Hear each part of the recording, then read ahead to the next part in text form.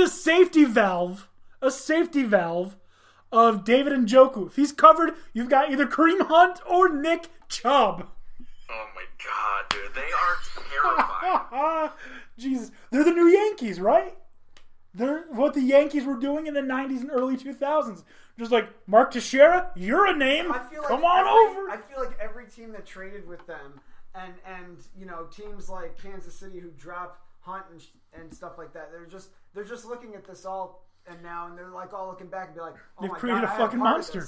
I had a part in this. This is terrible. And you said it's like the Patriots. I think it's completely opposite. The Patriots are like, oh, you no-namer, come here. You no-namer, come here. You're fucking superstars now. Yeah, right. You foreshadowed all this. You were saying you were looking at conspiracy theories earlier. From what I know tonight. I do. I've been listening. Yeah, I'm going to give them a quick shout out. I've been listening to this podcast. They talk about different conspiracies. It's called Hysteria 51. They're fucking hilarious. Their names are John, Brent, and they have this robot that they created called a conspiracy bot. And they created him to help edit and produce the show, but instead all he does is terrorize the neighborhood cats. No. And so they said in one of their episodes that if you want to send them like a sticker or a shirt or something, to send it over. So I reached out to them on Twitter, and I have an envelope with stickers and business cards in it. I'm going to send them a nice little letter. Oh, that's nice. Yeah.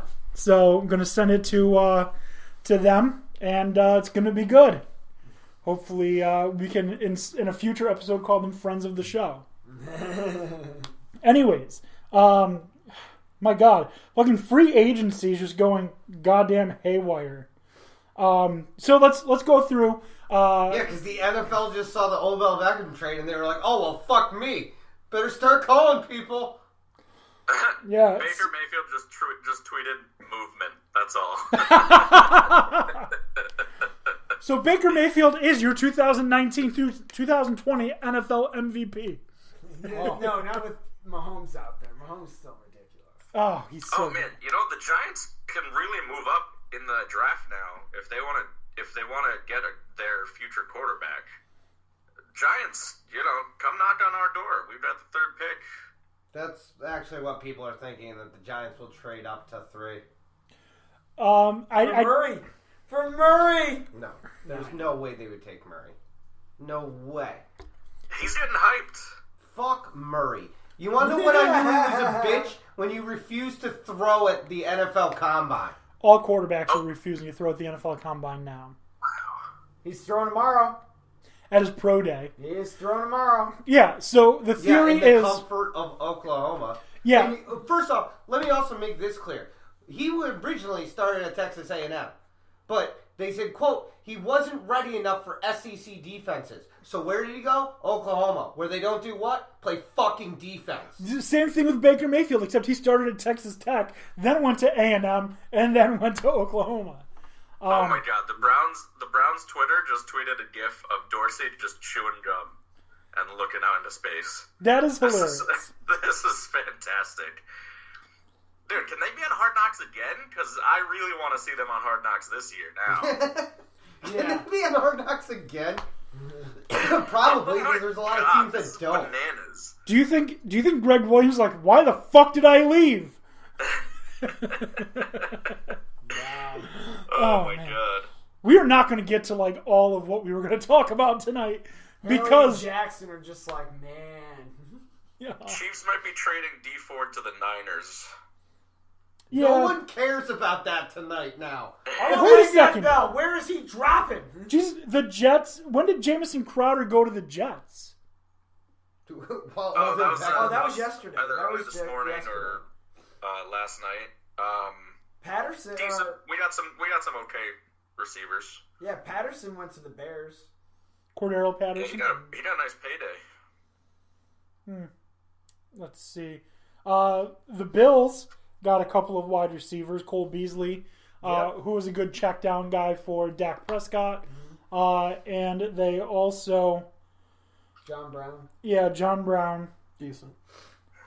Yeah, I mean, the whole Harper's Ferry thing's still questionable, but whatever. He got decent numbers last year. Terrell Suggs to the Cardinals.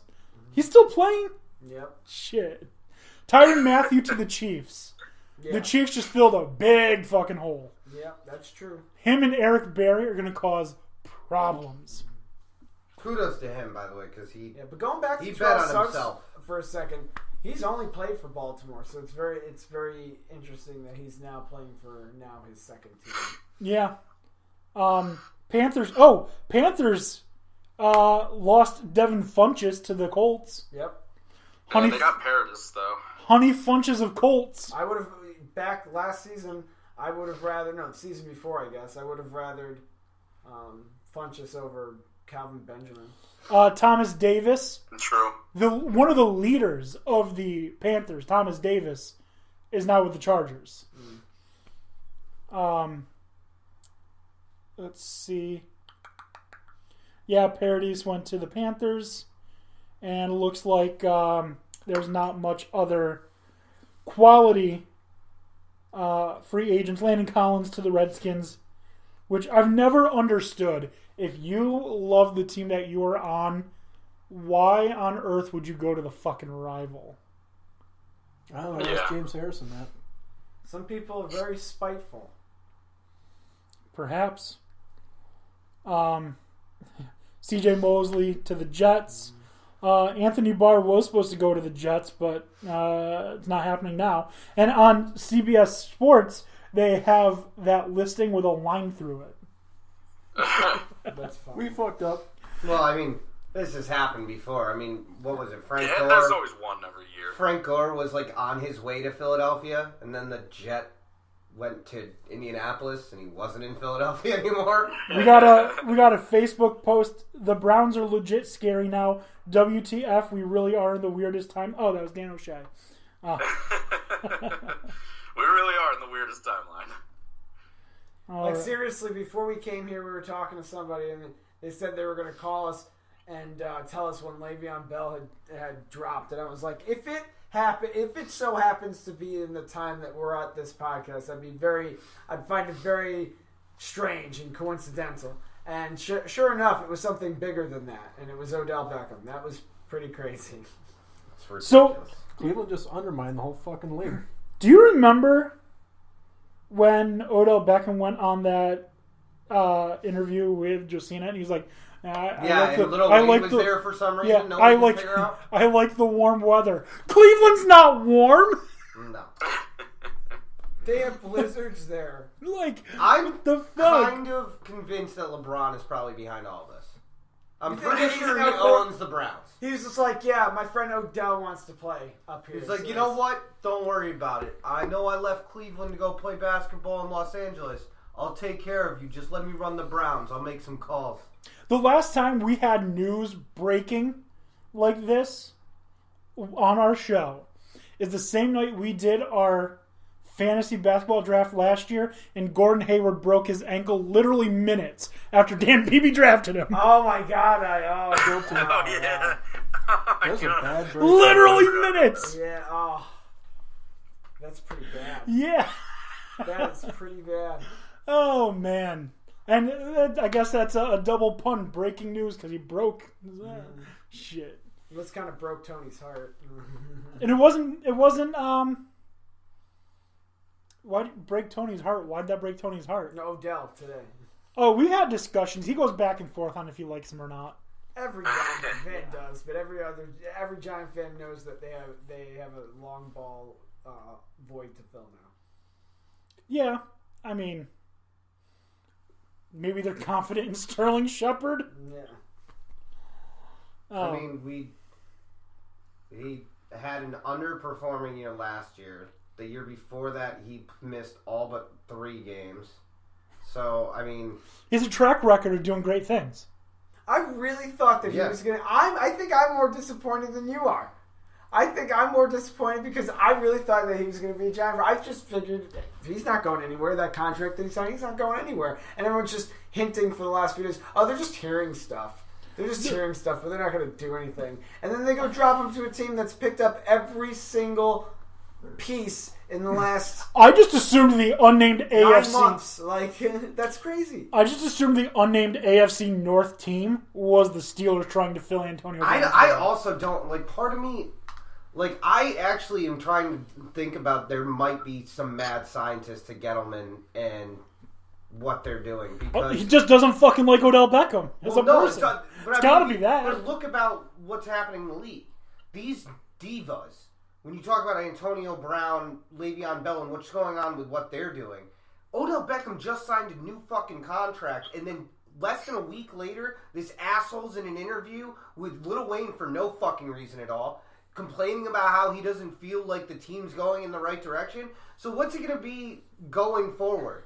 He could have been as big or a bigger problem than Antonio Brown became in Pittsburgh. Wait till Antonio Brown goes to Vegas. That's where it's going to get interesting. Of course, but the thing is, do you let that problem just fester and just allow him to get away with shit like that? The Raiders are like, yeah, let's do it. We got a 3-year contract. Let's do it. Yeah, but what they traded for Antonio Brown, if you compared the two trades, Giants won. If they're getting first, second, and third round pick and a strong safety who is, 2 years in the league? I think this will be his 4th, I think. Mm-hmm. So he's got a contract you're going to have to pick up. And it's like if we don't like him, we just won't. And you're freeing up millions in cap space along the way on top of doing it. Again, I don't know that the Giants did this without purpose. I think moving him was part to free up money. And I don't know why, but there's a reason they're freeing up money. I mean, they're obviously going to look at, getting probably more offensive line help in free agency. I mean, that's probably... They got the left side shored up. They definitely did a great job. Well, they've got the guard shored up now, too, because they have Hernandez, and the trade earlier with the Browns bringing Vernon brought in the other guard from Cleveland. Yeah, so they just signed both of their centers. They need the right tackle.